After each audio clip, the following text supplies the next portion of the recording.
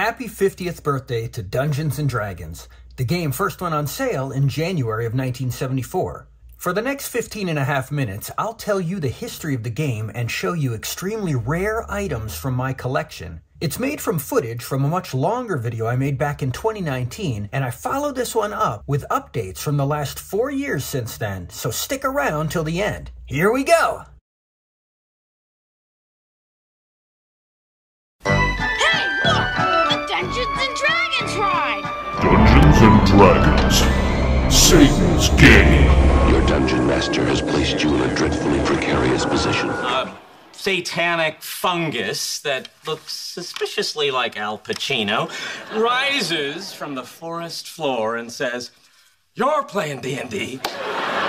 You're playing D&D. This whole apartment is playing D&D. You're playing the most phenomenal game ever created. Victory is yours. I'm attacking the darkness! As long as there have been tribes of human beings, there have been wars. People choosing to pursue their objectives through the use of force. But there have also been games. Games have been an integral part of human social interaction throughout all cultures. Playing games can be a fun pastime, a friendly bonding event, and even a teaching tool. Like a fun and friendly way of teaching the tactics of war. Strategy games played with pieces on a board can be traced from the ancient Chinese game of Go, through the Italian game of chess, and onto the King's Game in Germany. As these strategy games became more complex simulations of military operations, they became known as war games and were played on tables and floors, starting with Kriegspiel in Prussia. In 1911, noted author H.G. Wells published Floor Games in England, introducing these war games to the general public. The complexity of these games would continue, requiring a referee and simulation of battles on a 4-foot by 8-foot sand table. And the 1958 publication of the game Gettysburg from Avalon Hill caught the attention of Lake Geneva, Wisconsin wargamer Gary Gygax. And in 1967, Gygax co-founded an organization called the International Federation of Wargamers, the IFW, an umbrella for wargaming clubs, and his own special interest group within called the Castle and Crusade Society, which focused on medieval battles. That same year in Minneapolis, Minnesota, there was an IFW faction called the Midwest Military Simulation Association, the MMSA, wherein member Dave Wesley created a wargaming scenario set in the fictional German town called Braunstein. This is where, along with the traditional 2 players commanding opposing armies and a referee, now the crowd of spectators that normally just watched the game were each assigned roles of the various civilians in town, like the mayor and the blacksmith and the innkeeper, and for the first time, the game would now be played with polyhedral dice. These Braunsteins were a big hit amongst the MMSA players, and they started to create their own versions set in the Wild West and South Africa and so on. In 1968, Gary Gygax created Gen Con, an annual gathering of gamers at a Lake Geneva convention hall hosted by the IFW. And it was at the second convention in 1969 that Gary would meet fellow IFW member Dave Arneson, who was the founder of that Minneapolis gaming group, the MMSA.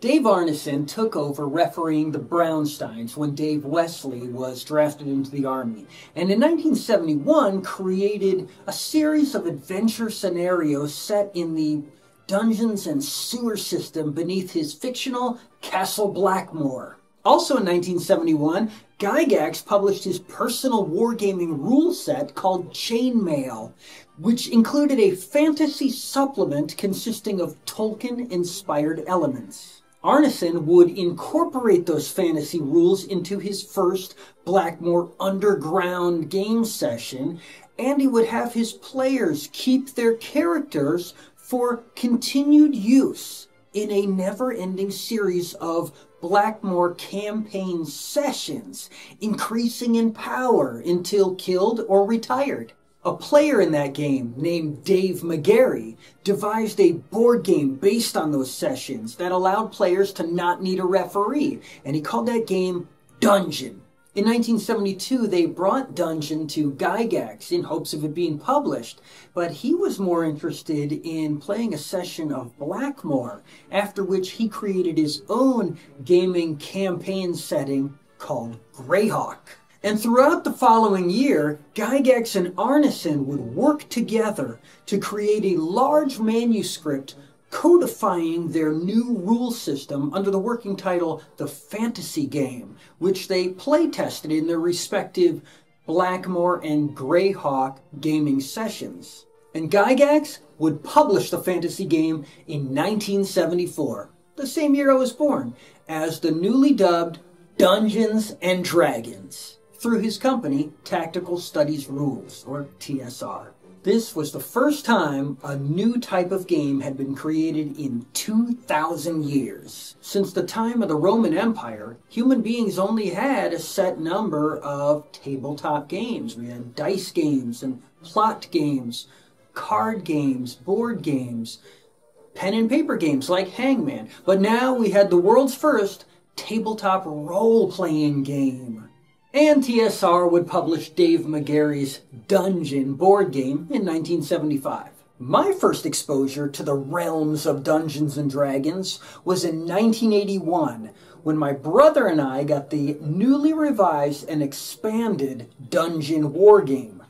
This particular copy of that game was Dave Arneson's personal play copy, signed and given to him by Dave McGarry. The game comes with lots of treasure and monster cards. Now, I had one conversation with Gary Gygax online before he died. It was about how I noticed that all of the monsters that were in the fantasy supplement of his Chainmail publication were carried over into the new Dungeons and Dragons game, except one, the Purple Dragon. Purple Dragon did not get ported over, but a new monster was created called the Purple Worm. Now, I know worm spelled with a Y is kind of another name for like a wingless dragon, and this was a worm spelled with an O, which is wingless. Anyways, I just asked him about this, and he clarified for me that he changed the purple dragon into the purple worm. It was the same monster, but it's now in a new form, so that's why there was no purple dragon. It became the purple worm. So I was able to get the original artwork for the purple worm that was made for the monster card for the Dungeon board game, and I put them together in this frame. It was also during that year that I would see an older kid named Steve drawing a maze on a sheet of graph paper, and sitting on the couch next to him was this box, and it was opened up with all of these really weird looking dice, these books with monsters and dudes with swords and shields and spears. Lots of cool adventure to be had. I said, Steve, what are you doing? And he said, with a scoff, playing Dungeons and Dragons. He scooped all this stuff up, went into his room, slammed the door. Well, you know, older boys don't like dealing with, little nerds like me. So that was it. And I couldn't figure out how he was playing anything, but it sure looked more intriguing than Monopoly or Go Fish. I mean, this was the year that I was really gaining an interest in drawing mythological fantasies because of the release of the new movie Clash of the Titans. Well, it wouldn't be until the following year in 1982 when my friend Dave Selvar would teach me how to play Dungeons and Dragons, as he would wing impromptu gaming sessions for me on the school bus, which was really just glorified storytelling sessions. For example, on my third adventure, I killed Thor, married his wife, and became the new king of Asgard. And I also started wearing this shirt for Advanced Dungeons and Dragons, which I now keep in this frame. Well, finally in 1983, my friend Mike Block taught me how to play the game for real, and my brother got this basic boxed set for Christmas that year. Now, this cover was painted by artist Larry Elmore. He had been hired by TSR in 1982 to paint the covers to all of these Endless Quest books. This one was mine, and this one was my brother's, and I have this copy signed by cover artist Larry Elmore and interior artist Jim Holloway. Then on to the covers of all of these box sets. I met Mr. Elmore a few times over the years, getting lots of these signed prints that I have up on the wall, lots of book collections of all his artwork, and I even got this paintbrush of his that he signed for me. As we started gaming regularly with Mike and his friends, who were all 3 years older than me, I began to notice that the duffel bags they carried were full of all of these books and boxes for the game that looked very different from the books and boxes that were available on store shelves at that time. This is what the game looked like in a time that predated me. And the stories of the adventures that they had been on was like listening to older brothers that had come home from a grand war that I was too young to be a part of and missed out on. Well, I looked up to these guys, and the duffel bags they carried were full of all of these unattainable, magical tomes. Out of reach, and beyond a few rare glimpses, out of sight. All of the books available for me to buy at that time had these great covers painted by artist Jeff Easley.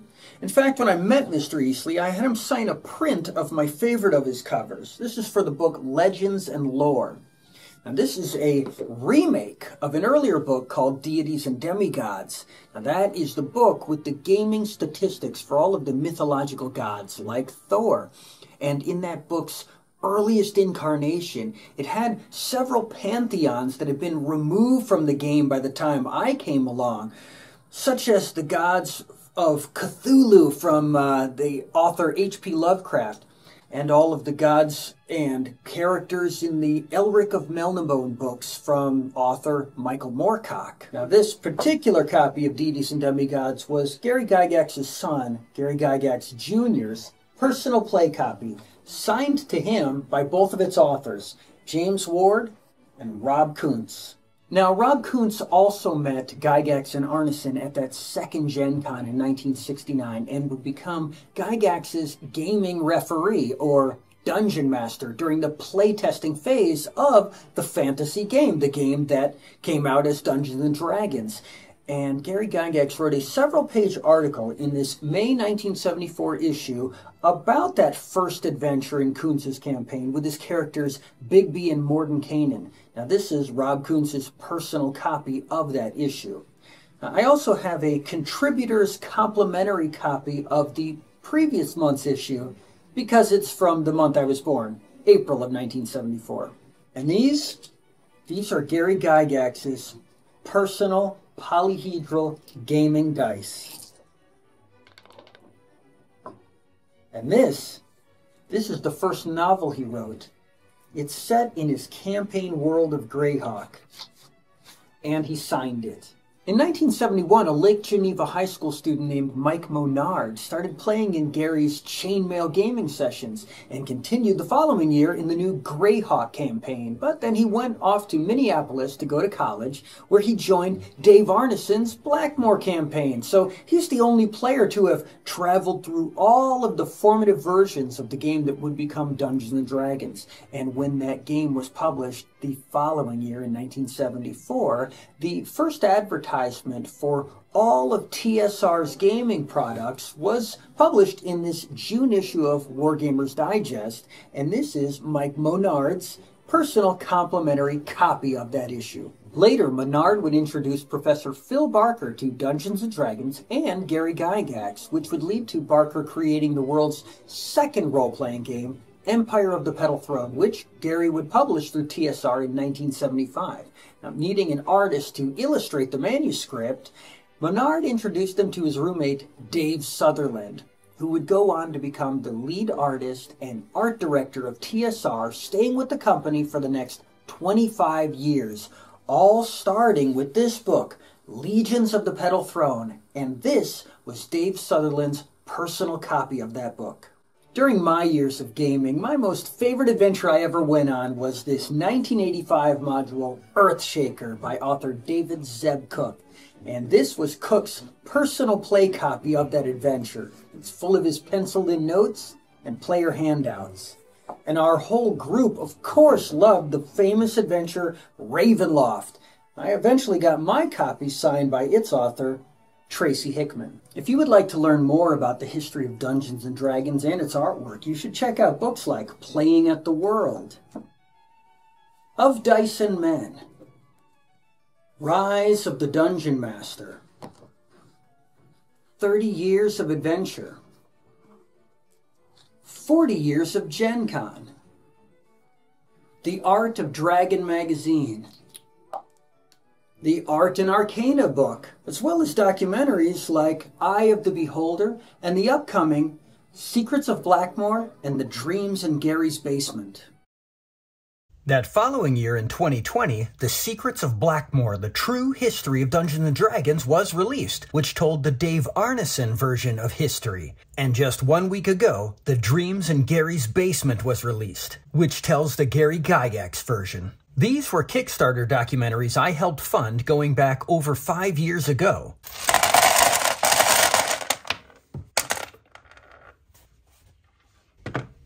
And last year, in 2023, a great theatrical film called Dungeons & Dragons: Honor Among Thieves was released, but unfortunately it did not make its money back.